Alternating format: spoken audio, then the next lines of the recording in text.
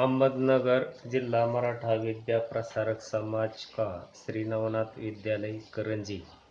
मैं शिक्षक श्री पिंपळे एन.बी. आपसे हिंदी का व्याकरण पढ़ाने जा रहा हूँ और व्याकरण में अव्यय इस ओर हम बातचीत करेंगे। अव्यय किसे कहते ये समझाने के लिए सबसे पहले हमें शब्द के भेद को जानना होगा। शब्द के दो भेद होते हैं। पहला है विकारी शब्द जिसे हम सव्यय कहते हैं और दूसरा भेद है अविकारी शब्द जिसे हम अव्यय कहते हैं। विकारी शब्द में चार भेद हैं: संज्ञा, सर्वनाम, विशेषण और क्रिया। अविकारी शब्द अव्यय, इसके भी चार भेद हैं।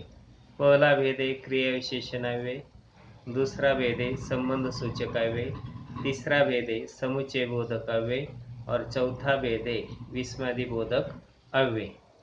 इनमें से पहला भेद हम देखेंगे क्रिया विशेषण अव्यय। उसकी पहले परिभाषा देखते हैं। क्रिया की विशेषता बताने वाले शब्द को क्रिया विशेषण अव्यय कहते हैं। यहाँ क्रिया यानी मराठी में क्रिया को क्रियापद कहते हैं। तो क्रिया की विशेषता जो शब्द बताता है उसे क्रिया विशेषण अव्यय कहते हैं। उदाहरण के तौर पर देखिए, पहला उदाहरण, यहाँ दो व्यक्ति चिल्ला रहे हैं। अब क्रिया क्या है इस वाक्य में? चिल्ला रहे हैं। तो कहाँ चिल्ला रहे हैं? यहाँ। तो यहाँ हो गया क्रिया विशेषण अव्यय। अब दूसरे वाक्य में देखिए, कालिका बहुत थक गई है। थक गई है कौन? कालिका। ये तो संज्ञा है। कितनी थक गई? बहुत थक गई। तो यहाँ थक गई है, इसकी विशेषता है बहुत। तो बहुत यह हो गया क्रिया विशेषण अव्यय। तीसरे वाक्य में आप पहचान सकते हैं कि क्रिया विशेषण अव्यय कौन सा है।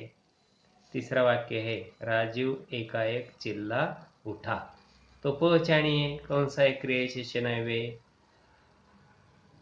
तो शायद आपने सही अव्यय चुना है और वो अव्यय है एकाएक। अब दूसरा अव्यय का भेद है संबंध सूचक अव्यय। जो अव्यय संज्ञा या सर्वनाम के बाद आकर उस संज्ञा या सर्वनाम का संबंध वाक्य में आए हुए दूसरे शब्दों के साथ जोड़ते हैं, उन्हें संबंध सूचक अव्यय कहते हैं। यह परिभाषा हमें यह समझाती है कि संज्ञा या सर्वनाम के बाद आने वाला जो अव्यय है वह अव्यय है संबंध सूचक अव्यय, और वह अव्यय संज्ञा और सर्वनाम का संबंध वाक्य के दूसरे शब्दों के साथ जोड़ता है। उसे हम कहते हैं संबंध सूचक अव्यय। जैसे बंगले के पीछे गाड़ी खड़ी है। यहाँ इस वाक्य में संज्ञा या सर्वनाम क्या है? तो इस वाक्य में संज्ञा है बंगले,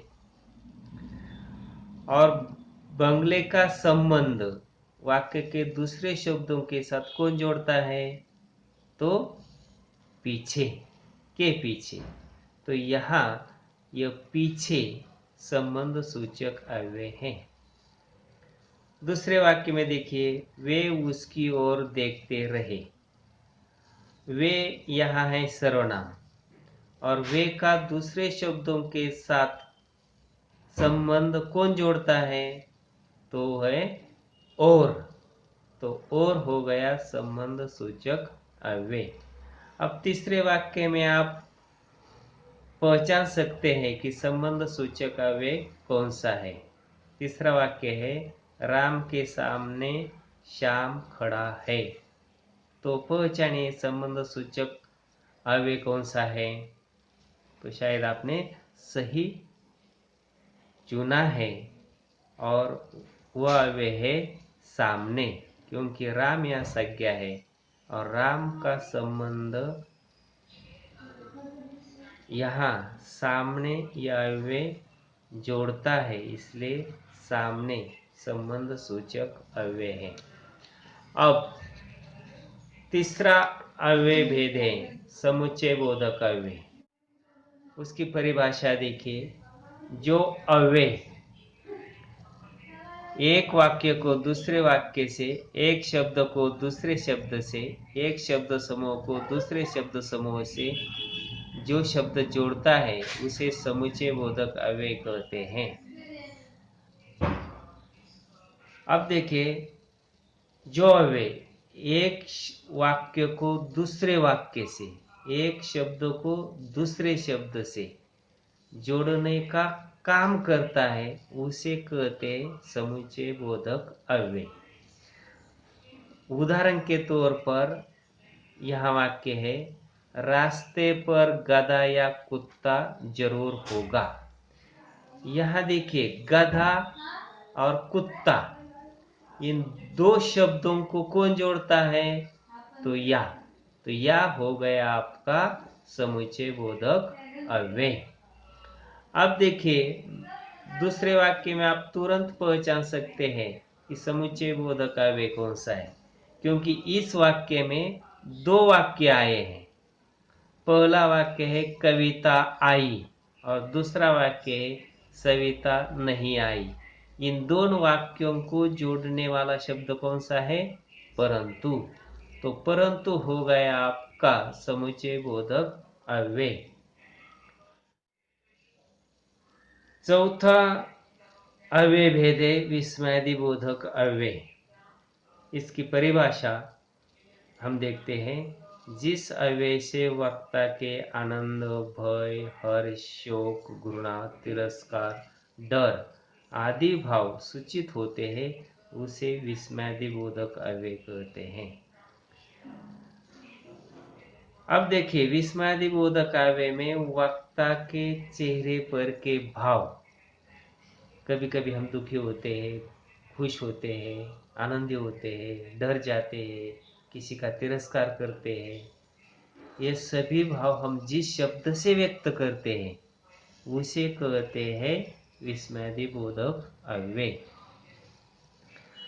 देखिए उदाहरण के तौर पर पहला वाक्य है अरे आप यहाँ कैसे? तो यहाँ आ गया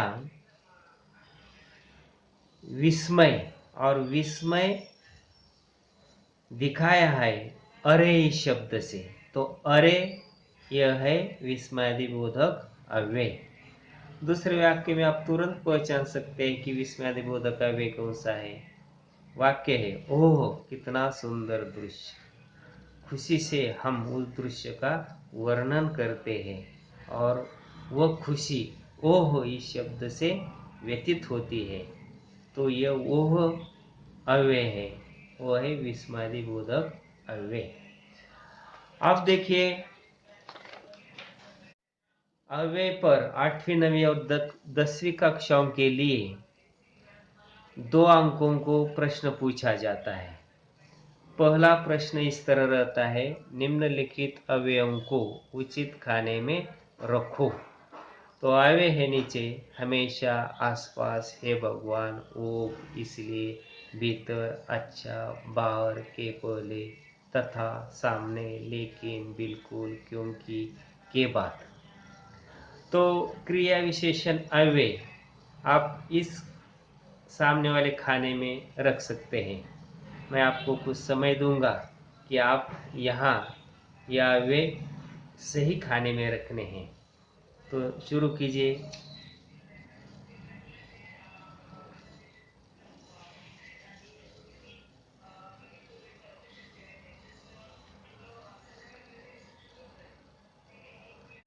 हाँ, हुआ होगा। तो देखिए, तो यह खाने इस तरह सही होंगे। आपने जो खाने में रखे शब्द है, क्या वह भी इसी तरह है, देख लीजिए। अब दूसरा प्रश्न आता है, अवयवों का वाक्य में प्रयोग कीजिए। तो वो आप घर पर देख सकते हैं।